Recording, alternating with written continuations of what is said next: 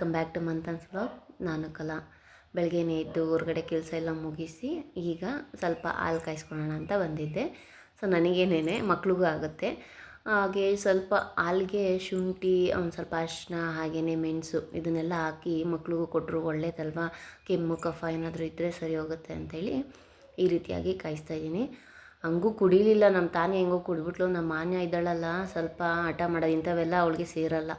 So ಅಂದ್ರೂ ಬಿಡ್ದಂಗೆ ಸ್ವಲ್ಪ ಕುಡಿಸಿದ್ವಿ. ಗಂಟ್ಲು ಇನ್ಫೆಕ್ಷನ್ ಆಗೈತಲ್ಲ ಅವಳಿಗೂ. ಸೊ ಅವಾಗವಾಗ ಒಂದು ಸತಿ ಈ ರೀತಿ ಮಾಡಿಕೊಟ್ರೆ ಒಳ್ಳೆಯದು ಅಂತ ಹೇಳಿ ಮಾಡ್ತಾಯಿದ್ದೀನಿ. ಹಾಗೆ ನಾನು ಸ್ವಲ್ಪ ಹಾಲು ಕುಡಿದು ನಂತರ ಕೆಲಸನ ಶುರು ಮಾಡ್ಕೊಳ್ಳೋಣ ಅಂತ ಹೇಳಿ. ಇದು ಬಂದು ಗುರುವಾರದ ಬ್ಲಾಗ್ ಆಗಿರುತ್ತೆ. ಸೊ ನಾನು ಅಪ್ಲೋಡ್ ಮಾಡೋದು ತುಂಬ ಲೇಟ್ ಆಗ್ತಿದೆ. ಕೆಲವೊಂದು ಸತಿ ಟೈಮೇ ಸಿಗ್ತಾಯಿಲ್ಲ. ವೀಡಿಯೋಸ್ ಎಲ್ಲ ರೆಕಾರ್ಡ್ ಮಾಡಿರ್ತೀನಿ, ಡೀಟೇಲ್ ಆಗಿರುತ್ತೆ, ಬಟ್ ವಾಯ್ಸ್ ಕೊಡೋದಕ್ಕೆ ಅದಕ್ಕೆ ಸ್ವಲ್ಪ ಟೈಮೇ ಸಿಗ್ತಾ ಇರಲಿಲ್ಲ. ಹಾಗಾಗಿ ಕಂಟಿನ್ಯೂಸ್ ಆಗಿ ಹಾಕೋಕ್ಕಾಗ್ತಿರ್ಲಿಲ್ಲ. ಇವಾಗ ಅದೇ ಹೇಳಿದ್ನಲ್ಲ, ಫಂಕ್ಷನ್ ಇತ್ತು. ಮತ್ತು ಹುಡ್ಗನ ಮನೆಗೆ ನಾವು ಹೋಗೋದಾಗಿರ್ಬೋದು, ಅವ್ರು ನಮ್ಮ ಮನೆಗೆ ಬರೋದಾಗಿರ್ಬೋದು. ನಂತರ ಮಾನ್ಯನ ಬರ್ಡೇ ಬೇರೆ ಬಂತು, ಹಾಗಾಗಿ ಸ್ವಲ್ಪ ಬ್ಯುಸಿಯಾಗಿದ್ದೆ. ಇನ್ಮೇಲೆ ಯಾವುದೋ ಫಂಕ್ಷನ್ಸ್ ಇಲ್ಲ, ಇನ್ನು ಮುಗೀತು. ಸೊ ಹಾಗಾಗಿ ಈಗ ಅದನ್ನೆಲ್ಲ ಅಪ್ಲೋಡ್ ಮಾಡ್ತಾಯಿದ್ದೀನಿ. ಸೊ ಇದು ಬಂದು ಗುರುವಾರದ ವ್ಲಾಗ್ ಆಗಿರುತ್ತೆ. ಪೂಜೆ ಎಲ್ಲ ಮಾಡಬೇಕು. ಹಾಗೆಯೇ ನಾವು ಇವತ್ತು ಹುಡ್ಗನ ಮನೆಗೆ ಹೋಗ್ತಾಯಿದ್ದೀವಿ. ಅಂದರೆ ಮೊನ್ನೆ ದೀಪಶಾಸ್ತ್ರ ಆಯಿತು ಅಂತ ಹೇಳಿದ್ವಲ್ಲ. ಸೊ ಈಗ ನಾವು ಹುಡುಗಿ ಕಡೆಯವರು ಹುಡುಗನ ಮನೆಗೆ ಹೋಗೋವಂಥದ್ದು. ನನಗೆ ಈ ವಾರ ದಿವಸ ಏನಾದರೂ ಪ್ರೋಗ್ರಾಮ್ ಇದ್ದರೆ ಸ್ವಲ್ಪ ಬೇಜಾರಾಗುತ್ತೆ. ಯಾಕಂದರೆ ಪೂಜೆನೂ ಮಾಡಬೇಕು, ತಿಂಡಿ ಮಾಡಬೇಕು, ನಂತರ ರೆಡಿ ಆಗಬೇಕು, ಮಕ್ಳನ್ನ ರೆಡಿ ಮಾಡಬೇಕು, ಎಷ್ಟು ಕೆಲಸ ಇರುತ್ತೆ ಅಲ್ವಾ. ಸೊ ಇದನ್ನೆಲ್ಲ ಮಾಡಿ ಹೋಗಬೇಕು. ಆದರೂ ಹೋಗಲೇಬೇಕು. ಹೋಗೋಕ್ಕೂ ಒಂದು ಕಡೆ ಮನಸ್ಸಿರುತ್ತೆ, ಯಾರಪ್ಪ ಹೋಗ್ತಾರೆ ಅನ್ನೋ ಥರನೂ ಇರುತ್ತೆ. ಏನು ಮಾಡೋಕ್ಕಾಗಲ್ಲ. ಸೊ ಇನ್ನೇನು ಯಾವಾಗಲೂ ಮಾಡಲ್ವಲ್ಲ ಫಂಕ್ಷನ್ಸು, ಅಪರೂಪಕ್ಕೆ ಒಂದು ಸತಿ ಮಾಡೋಂಥದ್ದು. ಇದನ್ನೆಲ್ಲ ಮಿಸ್ ಮಾಡ್ಕೊಳಕ್ಕೆ ನನಗೂ ಇಷ್ಟ ಆಗೋದಿಲ್ಲ. ಇನ್ನು ಕೆಲಸ ಒಂದು ಕಡೆ ಆದರೆ ನಮ್ಮ ಹುಡುಗರು ಒಂದು ಕಡೆ, ಇಬ್ರಿಗೂ ಇವತ್ತು ಮಾವನ ಮನೆಗೆ ಹೋಗ್ತಾ ಇದ್ದೀವಿ ಅಂತ ಫುಲ್ಲು ಜೋಶು. ಇನ್ನು ಮಾರ್ನಿಂಗೂ ಸ್ಕೂಲ್ ರಜಾ ಹಾಕ್ಸಿದ್ವಿ. ರಜಾ ಅನ್ನೋದಕ್ಕಿಂತ ಅವಳು ಹೋಗಲ್ಲ, ನಾನು ಬರ್ತೀನಿ ಅಂತ ಹಠ ಮಾಡ್ತಿದ್ಲು. ಸೊ ಹಾಗಾಗಿ ಸರಿ ಬಿಡು ಆಯಿತು ಅಂತ ಸುಮ್ಮನೆ ಆದ್ವಿ. ನಾನು ನಮ್ಮ ಅತ್ತೆ ಏನೋ ಒಳಗಡೆ ಕೆಲಸ ಮಾಡ್ತಾಯಿದ್ದೀವಿ. ಹುಡುಗರು ಹೆಂಗೋ ಆಟ ಆಡ್ಕೊತಾರೆ ಅಂತ ಏನೋ ತೀಟೆ ಇದೆಯಲ್ಲ, ತೀಟೆ ಮಾಡ್ತಾಯಿದ್ರು. ಸೊ ಇಬ್ಬರು ಹೋಗಿ ನೋಡ್ತಾಯಿದ್ವಿ. ಹಂಗೆ ಏನಾದರೂ ಮಾಡಿದಾಗ ಏನೇ ಕೆಲಸ ಮಾಡಿದ್ರು ಬಿಟ್ಟು ಹೋಗಬೇಕು, ಏನು ಮಾಡ್ತಾರೋ ಮಕ್ಕಳು ಅಂತ ಆ ಕಡೆನೂ ಗಮನ ಇರಬೇಕಲ್ವ. ಸೊ ಇನ್ನು ಬಂದು ಸೋಫಾಸ್ ಎಲ್ಲ ಕವರ್ಸ್ ಎಲ್ಲ ಒದ್ರಿ ನೀಟಾಗಿ ಕಸ ಗುಡಿಸಿ ಪೂಜೆ ಎಲ್ಲ ಮಾಡಿ ನಾನು ಸಹ ರೆಡಿಯಾಗಿ ಹೊರಟ್ವಿ. ನಾನು ಅದೆಲ್ಲ ಏನು ವೀಡಿಯೋಸ್ ಎಲ್ಲ ಕ್ಯಾಪ್ಚರ್ ಮಾಡಲಿಲ್ಲ. ಸೊ ಅರ್ಜೆಂಟ್ 9:30 ರೆಡಿ ಆಗಬೇಕು ಅಂತ ಹೇಳಿದರು ನಮ್ಮ ಮಾವ. ಅಷ್ಟರಲ್ಲೆಲ್ಲ ಬಿಡಬೇಕು ಮನೆ ಅಂತ ಹೇಳಿ, ಸರಿ ಆಯಿತು ಅಂತ ಹೇಳಿ ಎಲ್ಲ ಬೇಗನೆ ರೆಡಿ ಆದ್ವಿ. ಹಂಗೂ ನಮ್ಮ ಮಾವನ ಸಹ ಹೆಲ್ಪ್ ಮಾಡಿದ್ರು. ಅಂದರೆ ಗುರುವಾರ ವಾರ ಮಾಡೋದು ಬೆಳಗ್ಗೆನೇ ಎಲ್ಲ ನೆಲ ಒರೆಸಿದ್ವಲ್ಲ, ದೇವ್ರ ಫೋಟೋಗೆಲ್ಲ ಹೂವು ಎಲ್ಲ ಇಟ್ಟು ದೇವ್ರ ಮನೆ ಎಲ್ಲ ರೆಡಿ ಮಾಡಿಕೊಟ್ರು. ಬಾರಮ್ಮ ಪೂಜೆ ಮಾಡು ಬೇಗ ಅಂತ ಕರೆದ್ರು. ಸೊ ನನಗೆ ಪೂಜೆ ಫಸ್ಟ್ ರೆಡಿ ಆಗಿಬಿಡೋಣ, ಆಮೇಲೆ ಪೂಜೆ ಮಾಡೋಣ ನಿಧಾನಕ್ಕೆ ಅಂತ ಫಸ್ಟ್ ರೆಡಿಯಾಗಕ್ಕೆ ಹೋದೆ. ಹಾಗಾಗಿ ನಮ್ಮ ಮಾವಂಗೂ ಇವತ್ತು ಕೆಲಸ ಕೊಟ್ಟಿದ್ದೆ ಒಂದು. ಸರಿ ಮಾಡಿ ಎಲ್ಲ ರೆಡಿಯಾಗಿ ಹೊರಟ್ವಿ ನಾವು. ಸೊ ಡೈರೆಕ್ಟ್ ಈಗ ನೆಕ್ಸ್ಟು ಹುಡುಗನ ಮನೆ. ನಾನು ಅಲ್ಲಿ ನನ್ನ ಕೈಲಾದಷ್ಟು ವೀಡಿಯೋಸ್ನ ಕ್ಯಾಪ್ಚರ್ ಮಾಡಿದ್ದೀನಿ. ಸೊ ಡೀಟೇಲಾಗಿ ಏನು ನಾನು ಮಾಡಿಲ್ಲ.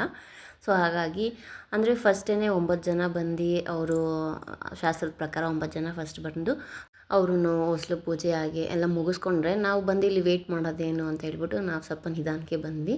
ಸೊ ಅವರೆಲ್ಲ ಬಂದು ಪೂಜೆ ಎಲ್ಲ ಮುಗಿಸ್ಕೊಂಡಿದ್ರು. ಸೊ ನೋಡ್ತಿರ್ಬೋದು, ಇದೆಲ್ಲ ನಮ್ಮ ಫ್ಯಾಮಿಲಿ ಗ್ಯಾಂಗ್ ಇದು ನಮ್ಮದು. ನಾನು ಇವ್ರ ಬಗ್ಗೆ ಯಾವುದಾದ್ರೂ ಇಂಟ್ರೊಡಕ್ಷನ್ ನೆಕ್ಸ್ಟು ಹತ್ರದಲ್ಲೇ ವೀಡಿಯೋ ಮಾಡಿ ಹಾಕ್ತೀನಿ.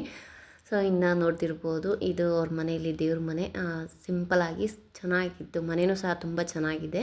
ಇದನ್ನು ಸಹ ರೀಸೆಂಟಾಗೇ ಮನೆ ಕಟ್ಟಿರೋದು. ಅಂದರೆ 6 ತಿಂಗಳಾಗಿದೆ ಅಷ್ಟೇ. ಜಾನ್ವರಿಗೇನೋ ಮನೆ ಕಟ್ಟಿಸಿ ಗೃಹಪ್ರವೇಶ ಮಾಡಿದ್ದಾರೆ ರೀಸೆಂಟಾಗಿ. ಸೊ ಇನ್ನು ಈಗ ಮಗನ ಮದುವೆ ಮಾಡೋದಕ್ಕೆ ರೆಡಿ ಆಗಿದ್ದಾರೆ. ಮನೆ ಬಂದು ಡೂಪ್ಲೆಕ್ಸ್ ಮನೆ. ಸೊ ಕೆಳಗಡೆ ಒಂದು ರೂಮ್ ಏನೋ ಇದೆ, ಪಾರ್ಕಿಂಗ್ ಅಷ್ಟೇ. ನೆಕ್ಸ್ಟ್ ಇದು 2nd ಫ್ಲೋರಲ್ಲಿ ಮನೆ ಇರೋದು. ಇದು ನೆಕ್ಸ್ಟ್ 3rd ಫ್ಲೋರ್ ಅಂದ್ಕೊಳ್ಳಿ, ಡೂಪ್ಲೆಕ್ಸ್ ಮೇಲ್ಗಡೆ. ಇದು ಬಂದು ರೂಮ್ ಎಲ್ಲ ಇಲ್ಲಿದೆ. ಕೆಳಗಡೆ ಒಂದು ರೂಮ್ ಇತ್ತು ಅಷ್ಟೇ, ಅದು ಅವರ ಮಾಸ್ಟರ್ ಬೆಡ್ರೂಮ್ ಥರ. ಸೊ ನಾನು ಅಲ್ಲೆಲ್ಲ ಏನು ಎಂಟ್ರಿ ಆಗಲಿಲ್ಲ. ಸೊ ಇದು ಬಂದು ಹುಡುಗನ ರೂಮು. ಹಾಗೆ ನೆಕ್ಸ್ಟು ಒಂದು ವಾಲ್ ಡಿಸೈನ್ ನನಗಂತೂ ತುಂಬಾ ಇಷ್ಟ ಆಯಿತು. ನೋಡ್ತಿರ್ಬೋದು, ಇದು ಮೇಲ್ಗಡೆ ಬಂದು 2 ರೂಮ್ಸ್ ಇದೆ. ಒಂದು ಹುಡುಗನ ರೂಮ್ ಅಂತ ಹೇಳಿದ್ನಲ್ಲ, ನೆಕ್ಸ್ಟ್ ಅದ್ರ ಪಕ್ಕನೇ ಗೆಸ್ಟ್ ರೂಮು.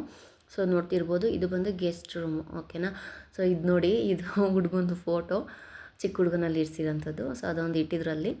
ಹಾಗೆಯೇ ಈ ವಾಲ್ ಡಿಸೈನ್ ಅಂತ ಹೇಳಿದ್ನಲ್ಲ, ಅದ್ರ ಪಕ್ಕ ಆ ಕಡೆ ಸೈಡ್ ಲಾಸ್ಟಲ್ಲಿ ಒಂಥರ ವುಡ್ ವರ್ಕಿಂದ ಏನಿದೆಯಲ್ಲ ಅದು ವಾಶ್ರೂಮ್. ನನಗದು ವಾಶ್ರೂಮ್ ಇದೆ ಅಂತಲೇ ಗೊತ್ತಾಗಿರಲಿಲ್ಲ. ಸೊ ಗೆಸ್ಟಿಗೆ ಅದು ಯೂಸ್ ಮಾಡೋದಕ್ಕೆ ಔಟ್ಸೈಡ್ ಇಟ್ಟಿದ್ದಾರೆ. ನೆಕ್ಸ್ಟ್ ಇದು ಬಂದು ಬಾಲ್ಕನಿ, 2nd ಫ್ಲೋರಲ್ಲಿರೋವಂಥದ್ದು. ಸಾರಿ 2nd ಫ್ಲೋರ್ ಅಲ್ಲ, 3rd ಫ್ಲೋರಲ್ಲಿ. ಸೊ ಬಾಲ್ಕನಿ, ಇಲ್ಲಿ ಜೋಗಾಲಿ ಎಲ್ಲ ಹಾಕ್ಕೊಂಡು ಆಡೋಕ್ಕೆ ಚೆನ್ನಾಗಿರುತ್ತೆ. ಇನ್ನು ನೆಕ್ಸ್ಟ್ ಇದಾದಮೇಲೆ ಟೆರೆಸ್ಸಲ್ಲೂ ಸಹ ಒಂದು ರೂಮ್ ಇತ್ತು. ಅದನ್ನು ಸಹ ಗೆಸ್ಟ್ ರೂಮ್ ಅಂತಲೇ ಅನ್ಕೊಬೋದು. ರೂಮ್ಸ್ ಅಂತೂ ಎಷ್ಟಿದೆ ಗೊತ್ತಾ ಟೋಟಲಾಗಿ. ಟೋಟಲಾಗಿ 5 ರೂಮ್ ಇರೋವಂಥದ್ದು. ಅದು ತುಂಬ ಚೆನ್ನಾಗಿತ್ತು ಮನೆ ಮಾತ್ರ. ಇನ್ನು ಫೈನಲ್ ಆಗಿ ಟೆರೆಸಿಗೆ ಬಂದ್ವಿ. ಟೆರೆಸಿಗೆ ಬಂದಾಗ ಸೈಡಲ್ಲಿ ಅಲ್ಲಿ ಅಡಿಕೆ ತೋಟ ಇತ್ತು. ನನಗೆ ಈ ಹಳ್ಳಿ ಕಡೆ ಇದ್ದು ಅಡಿಕೆ ತೋಟ, ತೆಂಗಿನ ತೋಟ ನೋಡ್ತಿದ್ರೆ ಏನೋ ಒಂಥರ ಇಷ್ಟ ಆಗುತ್ತೆ.